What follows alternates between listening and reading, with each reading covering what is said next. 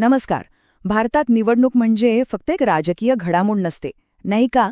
तो असतो आपल्या लोकशाहीचा एक सगळ्यात मोठा सण. एक उत्सवच म्हणा ना. करोडोंच्या संख्येनं लोक एकत्र येतात आणि आपल्या देशाचं भविष्य ठरवतात. पण एवढी मोठी, अवाढव्य प्रक्रिया नक्की चालते तरी कशी? चला, आज आपण हेच समजून घेऊया. हाच तो प्रश्न आहे की जगातली सगळ्यात मोठी लोकशाही मतदान करते तरी कशी. विचार करा, इतका मोठा देश, इतकी विविधता, आणि तरीही ही प्रचंड प्रक्रिया इतक्या सुरळीतपणे कशी काय पार पडते. याच प्रश्नाचं उत्तर आपण आज शोधणार आहोत. तर मग आजच्या या विश्लेषणामध्ये आपण काय काय पाहणार आहोत? सगळ्यात आधी आपण लोकशाहीच्या या उत्सवाचा अर्थ समजून घेऊ. मग मतपेटीपासून ते मशीनपर्यंतचा प्रवास कसा झाला ते पाहू. त्यानंतर निवडणूक प्रक्रिया कशी असते, त्यात निष्पक्षतेसाठी काय नियम आहेत आणि सध्याची आव्हानं आणि त्यात काय सुधारणा करता येतील, या सगळ्याचा आढावा घेऊ. चला तर मग सुरुवात करूया पहिल्या भागापासून, मतपेटी ते मशीन. मतदानाचा हा बदलता प्रवास, म्हणजे साध्या स्टीलच्या पेटीपासून ते आजच्या इलेक्ट्रॉनिक मशीनपर्यंत भारताच्या मतदानाचं स्वरूप कसं बदलत गेलं हे पाहणं खूपच इंटरेस्टिंग आहे. हा प्रवास सुरू होतो 1951-52 पासून. तेव्हा होती पहिली सार्वत्रिक निवडणूक. प्रत्येक उमेदवारासाठी एक स्वतंत्र स्टीलची मतपेटी असायची. कल्पना करा. मग आलं 1990चं दशक आणि तंत्रज्ञानाने मोठी झेप घेतली. इलेक्ट्रॉनिक वोटिंग मशीन्स म्हणजेच EVMs आल्या. यामुळे मतदान आणि मतमोजणी दोन्ही एकदम सोपं झालं. आणि मग 2010मध्ये निवडणूक आयोगाने अजून एक महत्त्वाचा निर्णय घेतला, तो म्हणजे व्हीव्हीपॅट आणण्याचा. का? तर प्रक्रिया आणखी पारदर्शक आणि विश्वासार्ह करण्यासाठी. खरं तर प्रत्येक बदल हा निवडणुका अधिक सोप्या आणि विश्वासार्ह बनवण्याच्या दिशेने टाकलेलं एक पाऊल होतं. आणि हा बदल किती मोठा होता हे बघा. एका बाजूला आहे त्या पहिल्या निवडणुकीतली साधी स्टीलची मतपेटी आणि दुसऱ्या बाजूला आजची आधुनिक EVM. कुठे कागदाच्या चिठ्ठ्यांवर शिक्के मारणं आणि कुठे फक्त एक बटण दाबणं. काय फरक आहे?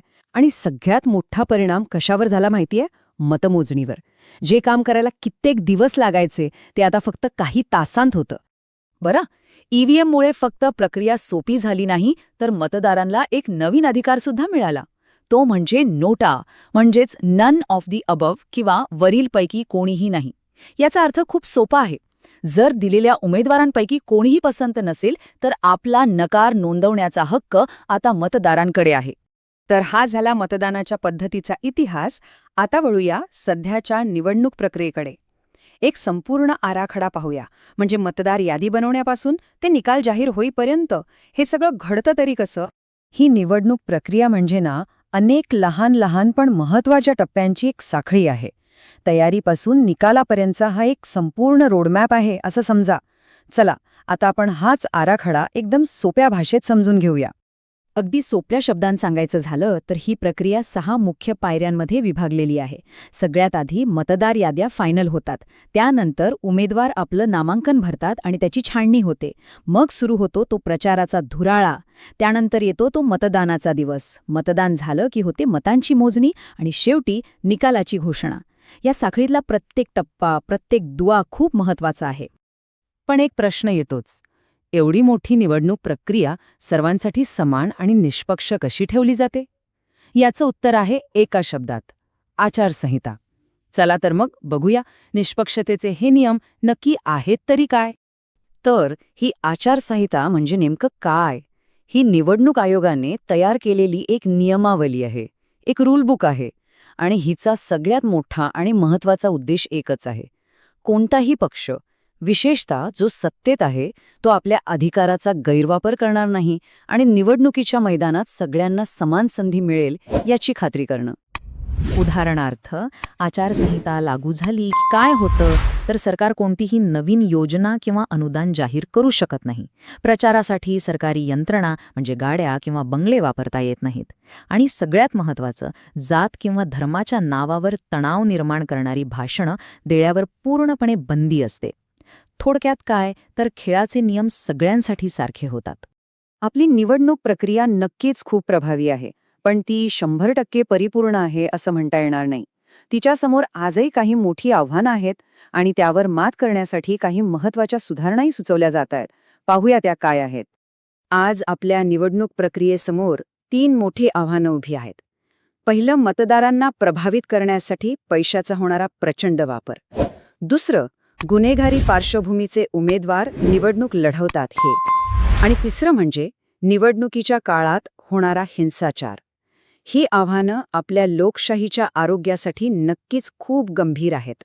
मग यावर उपाय काय? तर काही ठोस सुधारणा सुचवल्या जात आहेत. उदाहरणार्थ, राजकारणात ऐसी नई स्टोरी के लिए लाइक और सब्सक्राइब करिए प्लीज. हाँ बिल्कुल, लाइक और सब्सक्राइब करना ना भूलें. महिलांचं प्रतिनिधित्व वाढवून ते 40% नेणं. काळ्या पैशाचा वापर थांबवण्यासाठी निवडणुकीचा खर्च सरकारनेच करावा असा एक प्रस्ताव आहे. आणि गुन्हेगारी पार्श्वभूमी असलेल्या उमेदवारांना निवडणूक लढवण्यावरच बंदी घालण्यात यावी. न्यायालयाच्या निर्णयांचं कठोरपणे पालन व्हावं. अशा काही महत्त्वाच्या सुधारणा आहेत. आता बघा, ईव्हीएमबद्दल अनेकदा शंका उपस्थित केल्या जातात. मग मतदारांच्या मनात विश्वास निर्माण करण्यासाठी आणि या शंका दूर करण्यासाठी एक खूप महत्त्वाचं तंत्रज्ञान पुढे आलं. ते म्हणजे व्हीव्हीपॅट. आपलं मत योग्य ठिकाणी गेलंय की नाही याची खात्री देणारी ही प्रणाली. तर हे व्हीव्हीपॅट म्हणजे नेमकं काय आहे? ही एक अशी सिस्टम आहे जी मतदारांना एक प्रकारचा फीडबॅक देते. म्हणजे आपण बटन दाबून मतदान केलं की मशीनमधून एक कागदी पावती छापली जाते. त्या पावतीवर आपण ज्या पक्षाला मत दिलंय त्यांचं चिन्ह दिसतं. ही पावती साधारण 7 सेकंदांसाठी आपल्याला दिसते आणि मग एका सीलबंद डब्यात जमा होते. यामुळे आपलं मत योग्य ठिकाणीच गेलं आहे याची खात्री होते आणि प्रक्रियेतली पारदर्शकता खूप वाढते. तर मतपेटीपासून सुरू झालेला हा प्रवास व्हीव्हीपॅटपर्यंत कसा येऊन पोचला हे आपण पाहिलं. या प्रत्येक बदलाचा उद्देश एकच होता, आपली लोकशाही अधिक मजबूत आणि पारदर्शक करणं. पण हा प्रवास इथेच थांबणार नाहीये. त्यामुळे आता आपल्या सगळ्यांसमोर एक प्रश्न उभा राहतो. एक मत एक मूल्य या आपल्या लोकशाहीच्या मूळ सिद्धांताला आणखी सशक्त करण्यासाठी निवडणूक प्रक्रियेत पुढचा बदल नेमका कोणता व्हायला हवा